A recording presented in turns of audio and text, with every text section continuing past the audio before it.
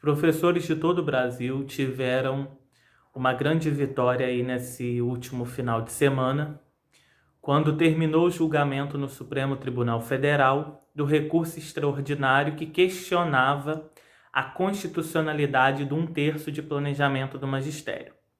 Em síntese, o recurso questionava se a União, ou seja, o governo federal, poderia editar uma lei federal que regulamentasse a jornada de trabalho dos professores em todo o Brasil, o que, segundo os autores da ação, iria em desencontro ao Pacto Federativo e à autonomia de estados e municípios para organizarem o quadro dos funcionários públicos locais. O Supremo, por maioria de votos, 7 votos a 3, declarou que é constitucional, ou seja, a União pode sim legislar sobre essa matéria. Então, o artigo da Lei 11.738, aquela lei que criou o Piso Nacional dos Professores e estabeleceu 1/3 da jornada das atividades para o planejamento, a avaliação e o ensino do professor, ou seja, esse trecho da lei foi declarado constitucional pelo Supremo Tribunal Federal.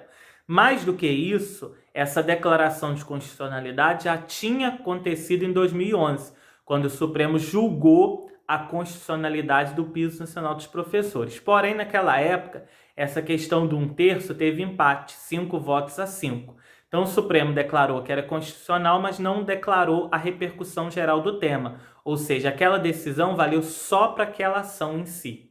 Dessa vez, por maioria de votos, ou seja, 7 votos a 3, o Supremo considerou sim a repercussão geral da questão. Isso quer dizer o quê? Uma vez declarada a repercussão geral no julgamento, a decisão daquele julgamento passa a valer para todos os outros processos que estão tramitando em todo o Brasil. Ou seja, qualquer processo que estiver tramitando nesse momento na Justiça estadual ou federal, em qualquer parte do Brasil, questionando o direito do professor a 1/3 de planejamento, ele cai por terra esse processo. Ou seja, o Supremo agora bateu o martelo final, não cabe mais recurso, a não ser recurso os chamados embargos, né, embargos de declaração, para esclarecer algum ponto ou outro do acórdão que ainda vai ser publicado, mas o mérito da questão não cabe mais recurso. É constitucional 1/3 de planejamento. Isso é uma grande vitória dos professores e é uma grande derrota para o Bolsonaro e o Guedes,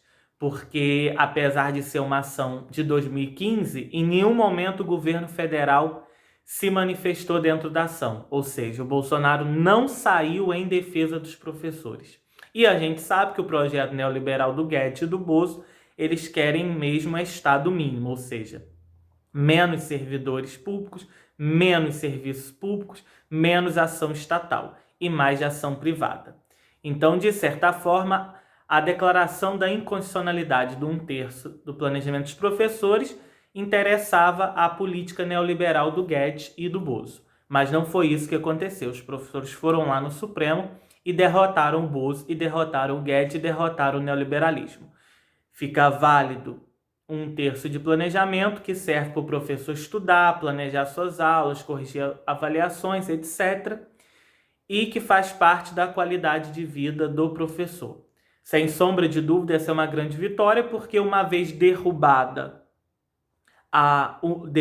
1/3 de planejamento, isso aumentaria a precarização do magistério no Brasil, ou seja, uma profissão que já deixou de ser profissão há bastante tempo, se tornou um bico, seria ainda mais precarizado. Então seria um passo atrás, um caminho na contramão de uma tentativa de valorização do magistério e do professorado. Então é uma grande vitória de todos os professores do Brasil, que merecem mais do que nunca isso, apesar de que alguns professores, mas a gente nunca teve o direito a 1/3 de planejamento. Direito é uma coisa, você ter o direito é uma coisa, você conseguir executar o direito é outra. Nem todos os professores, em todos os lugares do Brasil, conseguiram executar o direito a 1/3 de planejamento.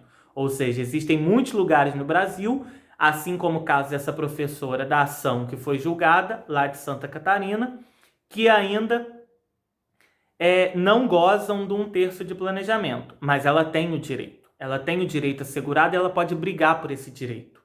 Pior seria se o Supremo derrubasse esse direito, porque aí voltaria a briga de décadas atrás para se conquistar o direito e depois é a briga para se executar o direito.